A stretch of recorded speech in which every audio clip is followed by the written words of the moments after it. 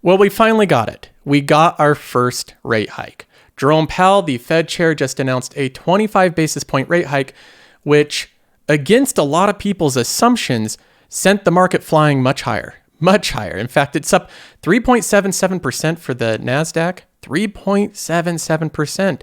The S&P 500 is up 2.24% today. And even the Dow Jones was up 1.55%. But the type of companies that you would assume would be hurt the most by interest rates going up were the ones that went up the most today. And this is what I want to make sense of. Why did the market move this way? In fact, if we even extrapolate this further and we go down up the risk curve to the more risky companies like the ones held in the Story Fund, these companies did even better today. If I go to the 1 day, we're up 5.38%. That is $5,683 just today in 1 day. So we're still in the red overall. It's been a rough couple of months, but this is a very significant day. And in this video, we're going to make sense of all of this. We're going to go over what Jerome Powell said, what his thoughts are on the chance of us going into a recession, how many rate hikes are planned in the future, how this may affect the equity markets, and my thoughts on how it will affect it. We're going to go over all of it. Now, let's start off with his major announcement. The big announcement today was that Jerome Powell raised the interest rates by 0.25%. The federal fund rate is the rate at which banks can borrow from each other. So when that goes up, the cost of capital goes up, meaning any business or any individual that wants a loan for anything pays a higher price for that loan. They pay a higher interest rate. This slows down the economy. It is not accommodating policy. It is policy that's unaccommodating, and it makes the economy slow, which should have the effect of combating inflation. So the reason that Jerome Powell is raising interest rates to begin with is because the economy is incredibly strong right now, but inflation is high. So the inflation needs to come down, and he thinks that interest rates will help accomplish that. And the economy also can manage the interest rates coming down. But having said that, let's go ahead and give this some historical context, because this may seem like a big deal, our first interest rate hike. In reality, this is a puny interest rate hike. We are right now effectively at 0% interest rate. So money is essentially as free as it will ever get in the US. Borrowing is as cheap as it will get. And what Jerome Powell is doing is bumping this up to 25 basis points, which is 0.25%. That puts us right there in December of 2015. That's how high the interest rates are historically. Look at that little dot on the chart. Does that look like it's historically high? No, this is barely anything. This is barely above zero. And if we even zoom out further, you can see how puny this looks overall. That little dot right there by 2015 is where the interest rates are being moved after today. Now, having said that, the markets have been used to this low interest rate environment. So a lot of the expansion from 2009 all the way to 2016 was in a very low interest rate environment, and that causes an economic boom. But we didn't have inflation during that time period, so the Fed didn't need to raise interest rates.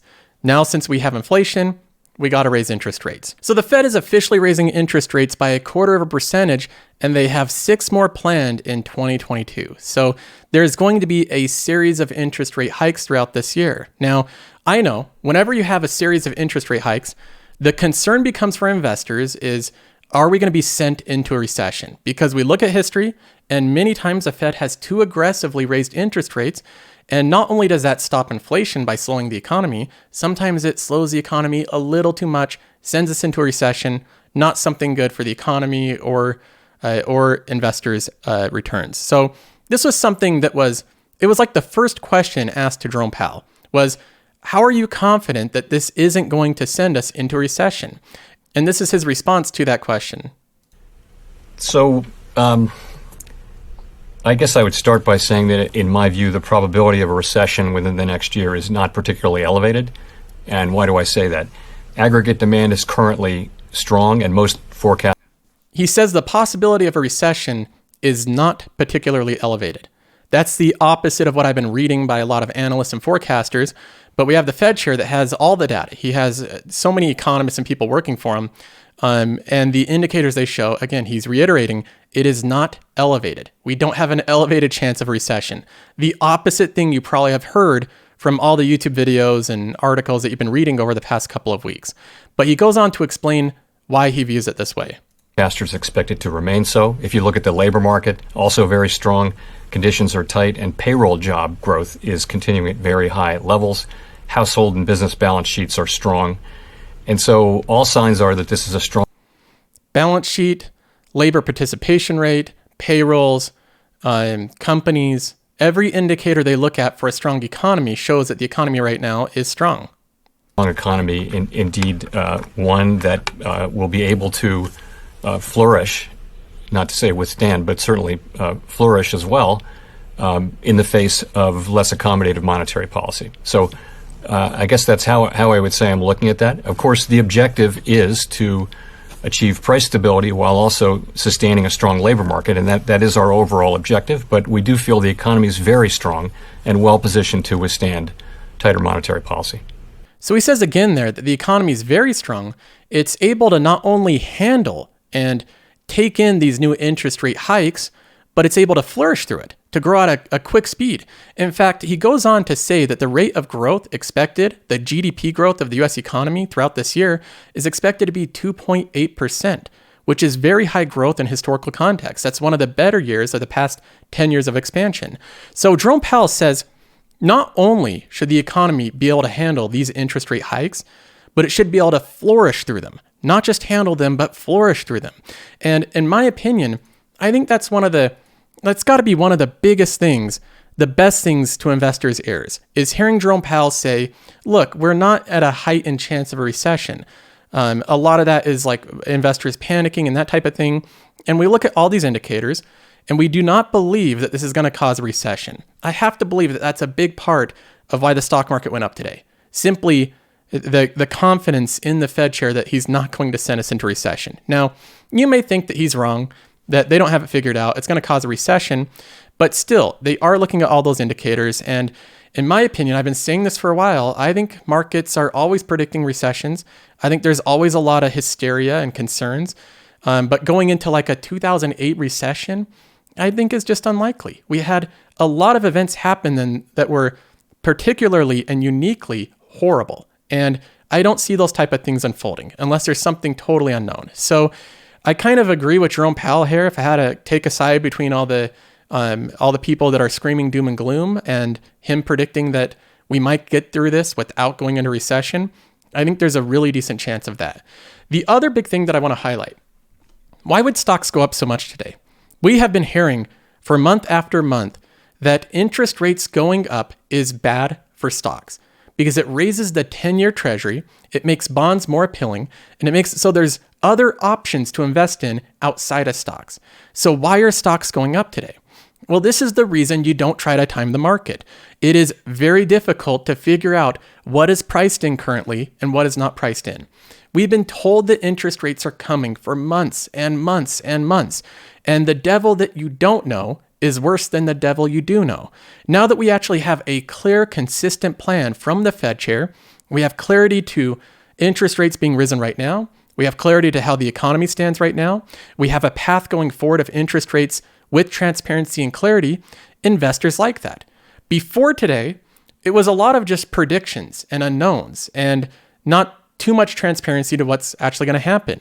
And as you might notice, investors hate unknowns, they hate unpredictability, and any added level of clarity and consistency helps markets move up. So I think a lot of the move up today was also related to investors finally getting over all the predictions and the unknowns and finally having it happen. Finally having interest rates go up, we're getting to this phase, and knowing that it might not actually be the end of the world. That's at least my prediction. So determining why markets move up is a little bit of a guessing game, but if I had to guess, those would be the reasons why.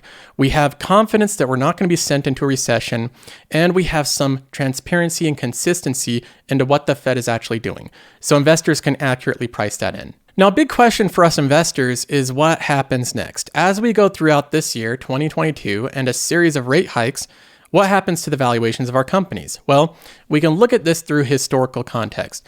The first thing is that the valuations of software companies in particular, cloud companies, has came down dramatically. So a lot of the selling is behind us. Take a look at these valuations historically. This is the enterprise value to next 12-month revenue multiples of SaaS companies. And the blue line here is the median valuation. So what we can see is that up until 2020, it was around like a 10 times multiple.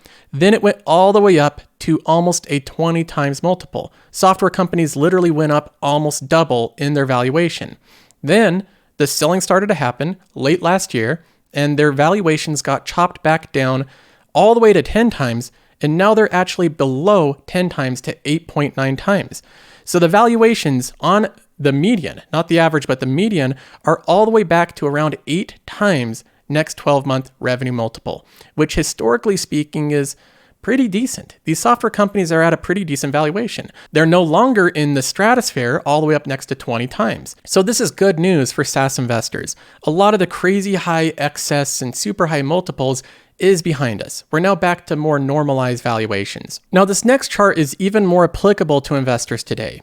It shows the 10-year treasury in orange compared against the SaaS index in blue. And so you get an idea of how interest rates affect software companies. Because if the interest rates go up, so does the 10-year treasury, the yield on the 10-year treasury.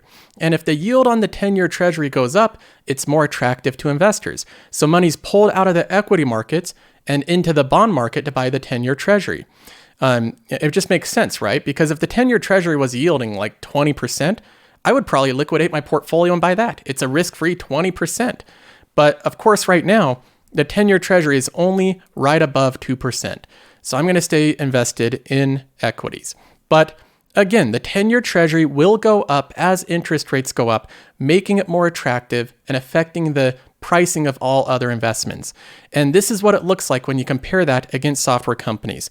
What we can see is that there is somewhat of an effect. When the 10-year treasury goes up dramatically in a short amount of time, typically that's led to a little bit of a sell-off in software companies. The multiples have contracted when that happens. You can see it right there in 2016. The 10-year treasury went up quite a bit, quite rapidly, and software multiples contracted over that time period. You can also see, in 2018, the treasury went up and software multiples actually expanded, but then it continued to go up and they started to contract back down. So it's not a perfect correlation.